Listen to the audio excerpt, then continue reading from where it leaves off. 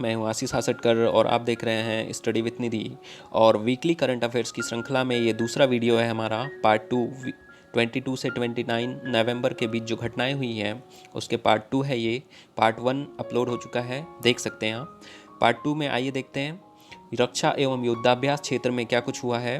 तो हाल ही में सिटमैक्स 2020 नामक एक युद्धाभ्यास हुआ है जिसमें भारत, सिंगापुर और थाईलैंड सम्मिलित हुए हैं। यह युद्धाभ्यास 23 से 25 नवंबर 2020 के बीच संपन्न हुआ है और यह एक त्रिपक्षीय नौसैनिक अभ्यास था। और यह कहाँ आयोजित किया गया है, तो इसका आयोजन स्थल है अंडमान निकोबार। अंडमान सागर जो है अंडमान निकोबार द्वीप समूह के पास जो है वह स्थित है, वहीं यह युद्धाभ्यास संपन्न हुआ है।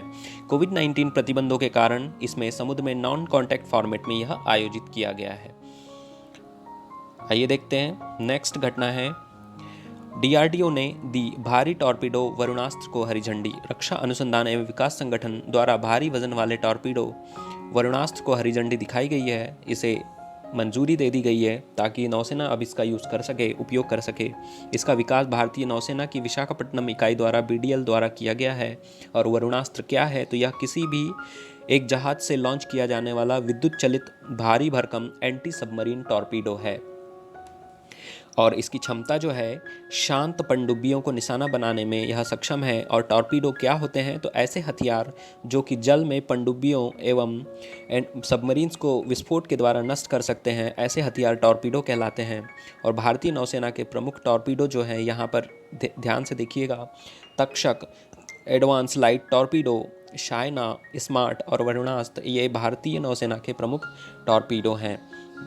नेक्स्ट घटना देखते हैं।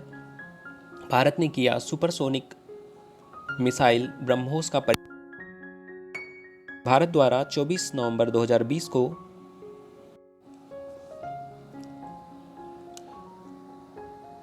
ब्रह्मोस सुपरसोनिक मिसाइल को लैंड अटैक संस्करण का इसका जो है सफल परीक्षण किया गया है। और यह परीक्षण जो है अंडमान निकोबार द्वीप समूह में किया गया है। इस मिसाइल की रेंज 290 किलोमीटर से अधिक कर या बढ़ाकर 400 किलोमीटर की गई।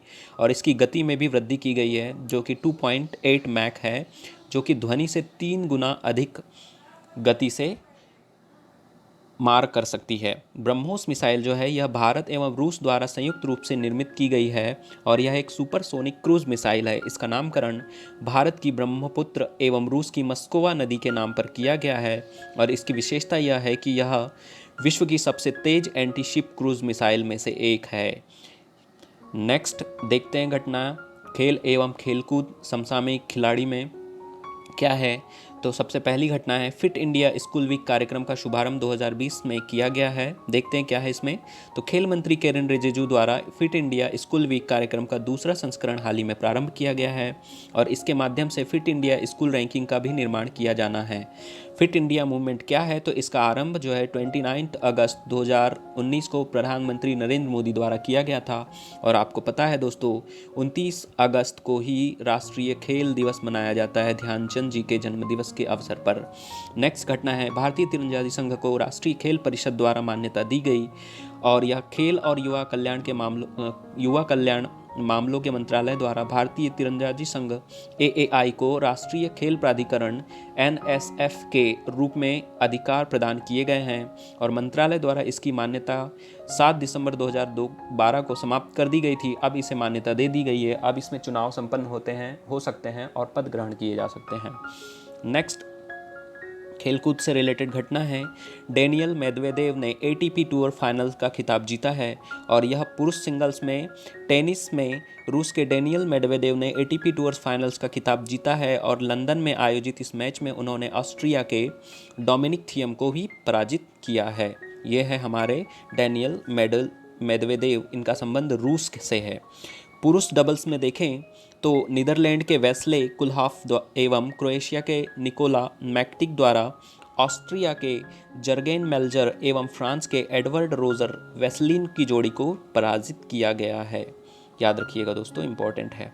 नेक्स्ट देखते हैं आर्थिक समसामयिक घटनाओं में क्या कुछ है। तो सबसे पहली घटना है केंद्र ने दी DBS इंडिया के साथ लक्ष्मी विलास बैंक के विलय को मंजूरी। केंद्र सरकार द्वारा 25 नवंबर 2020 को DBS इंडिया के साथ लक्ष्मी विलास बैंक के विलय को मंजूरी दी गई है। और यह मंजूरी के उपरांत भारत में 2019 में कौन कौन से विलय हुए हैं, इस पर भी नज़र डालते हैं। तो भारत सरकार द्वारा 2019 में 10 सार्वजनिक क्षेत्र के बैंकों को का 4 बैंकों में विलय किया गया है। और पहला विलय जो है पंजाब नेशनल बैंक में ओरिएंटल बैंक ऑफ कॉमर्स एवं यूनाइटेड बैंक ऑफ इंडिया का विलय किया गया है। इंडियन बैंक में इलाहाबाद बैंक का विलय किया गया है। कैनरा बैंक में सिंडिकेट बैंक का विलय किया गया है। और यूनियन बैंक ऑफ इंडिया में आंध्रा बैंक और कॉरपोरेशन बैंक का विलय किया गया है। अब इस विलय के उपरांत वर्तमान में भारत में स्टेट बैंक ऑफ इंडिया अर्थात SBI और बैंक ऑफ बड़ौदा सहित कुल 12 सार्वजनिक क्षेत्र के बैंक हो गए हैं। नेक्स्ट घटना है, RBI बना 1 मिलियन ट्विटर फॉलोअर वाला प्रथम बैंक। भारतीय रिजर्व बैंक जो है 1 मिलियन ट्विटर फॉलोअर वाला प्रथम केंद्रीयकृत बैंक बना है विश्व में। इस प्रकार यह अमेरिका के फेडरल रिजर्व एवं यूरोप के यूरोपीय सेंट्रल बैंक से आगे है। अब भारतीय रिजर्व बैंक का जिक्र आया है तो देखते हैं क्या है इसमें। तो रिजर्व बैंक की स्थापना 1 अप्रैल 1935 में हुई थी। इसकी स्थापना जो है भारतीय रिजर्व बैंक अधिनियम 1934 के अंतर्गत की गई थी। और RBI के प्रथम गवर्नर जो है ऑसबोर्न स्मिथ थे।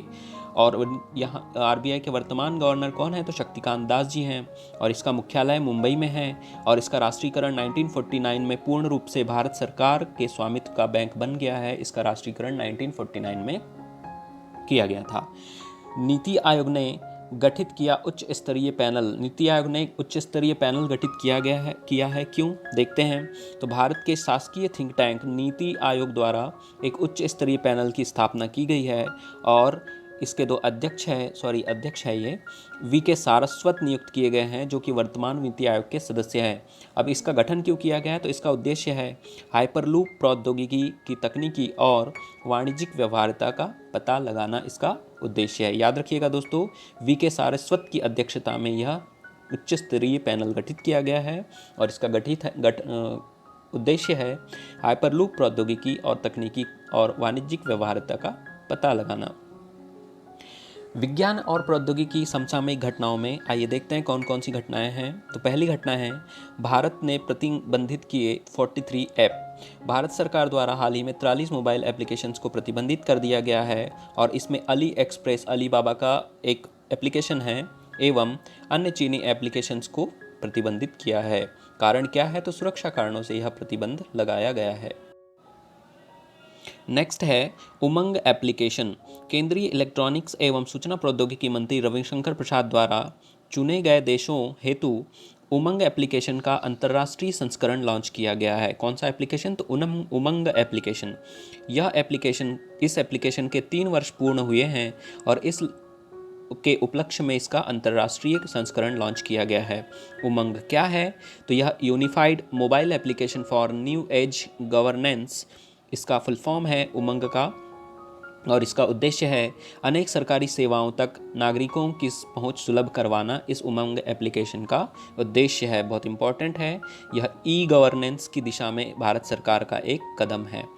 नेक्स्ट घटना है चीन का चंद्रमा मिशन। चीन द्वारा हाल ही में चंद्रमा मिशन चांग-ए 5 लॉन्च किया गया है। और इसका उद्देश्य है चंद्रमा की यात्रा करना, चंद्रमा से चट्टानों एवं पत्थरों के नमूने वापस लेकर पृथ्वी पर लाना। इसकी विशेषता यह है कि चांग 5 चंद्रमा के सुदूर क्षेत्र में उतरने वाला प्रथम प्रोब है। नेक्स्ट घटना है, नासा ने लॉन्च किया महासागरों के जल स्तर की निगरानी हेतु उपग्रह।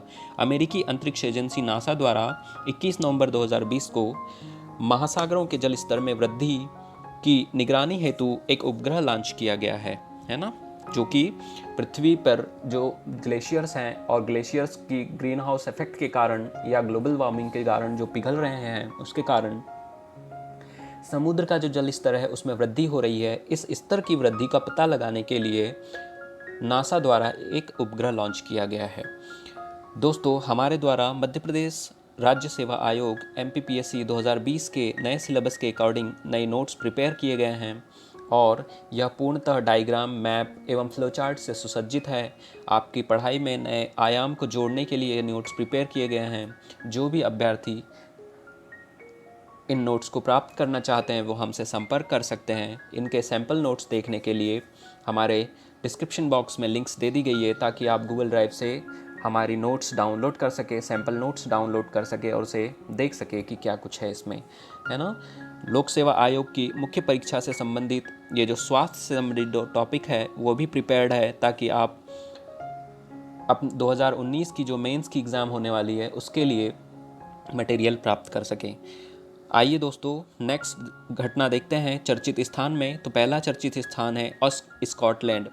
यह स्कॉटलैंड क्यों प्रसिद्ध है या क्यों चर्चा में है, तो यह विश्व का प्रथम ऐसा देश है जो कि महिलाओं के लिए पीरियड से जुड़े सैनिटरी प्रोडक्ट्स को मुफ्त में बांटने वाला है या फिर मुफ्त में अवेलेबल कराने वाला है, ताकि महिलाएं जो हैं सैनिटरी पैड्स जैसे टैपॉन और पैड को जो है आसानी से प्राप्त कर सके। इसमें गरीबी से पीड़ित महिलाओं को किसी भी प्रकार का सामना ना करना पड़ सके। नेक्स्ट स्थान है संयुक्त अरब अमीरात। संयुक्त अरब अमीरात के द्वारा देश का प्रथम एवं अंतिम कोयला आधारित विद्युत संयंत्र स्थापित किया गया है संयुक्त अरब अमीरात द्वारा। नेक्स्ट स्थान है उत्तर प्रदेश। तो उत्तर प्रदेश क्यों चर्चा में है, तो उत्तर प्रदेश सरकार द्वारा हाल ही में गंगा एक्सप्रेसवे परियोजना को मंजूरी दी गई है और इस एक्सप्रेसवे की लंबाई है 594 किलोमीटर। इस एक्सप्रेसवे का मार्ग जो है गंगा नदी के साथ साथ हरिद्वार से इलाहाबाद तक है। याद रखिएगा दोस्तों, 594 किलोमीटर, 594 किलोमीटर इसकी लंबाई है और यह एक्सप्रेसवे होगा गंगा नदी के साथ साथ हरिद्वार से लेकर इलाहाबाद तक। नेक्स्ट स्थान है पीलीभीत टाइगर रिजर्व। हाल ही में चर्चा में है, क्यों, तो इसे अंतर्राष्ट्रीय पुरस्कार प्राप्त हुआ है TX2। यह tiger reserve, Pilibhit tiger reserve एवं उत्तर प्रदेश वन विभाग को यह पुरस्कार संयुक्त रूप से दिया गया है। क्यों दिया गया है, तो 4 वर्षों में बाघ की संख्या दुगनी करने के लिए यह पुरस्कार उन्हें दिया गया है। और विश्व बाघ दिवस जो है 29 जुलाई को मनाया जाता है। और भारत में बाघों की संख्या है वर्तमान में 2967, 2967 बाघ भारत में हाल ही में हैं सर्वेक्षण के अनुसार। और सर्वाधिक बाघ वाला जो टाइगर स्टेट है वह मध्य प्रदेश है, याद रखिएगा दोस्तों। नेक्स्ट समसामयिक घटनाओं को लेकर आए थे और होप आप लोगों को यह घटनाएं पसंद आई होंगी। इसी प्रकार की घटनाओं को प्राप्त करने के लिए हमारे चैनल को लाइक कीजिए और शेयर कीजिए, ताकि हम इसी प्रकार ज्ञानवर्धक वीडियोस बनाते रहें और आप तक पहुंचाते रहें। थैंक यू दोस्तों, थैंक यू वेरी मच। जय हिंद, वंदे मातरम। मिलते हैं नेक्स्ट वीक इन्हीं घटनाओं के साथ। धन्यवाद।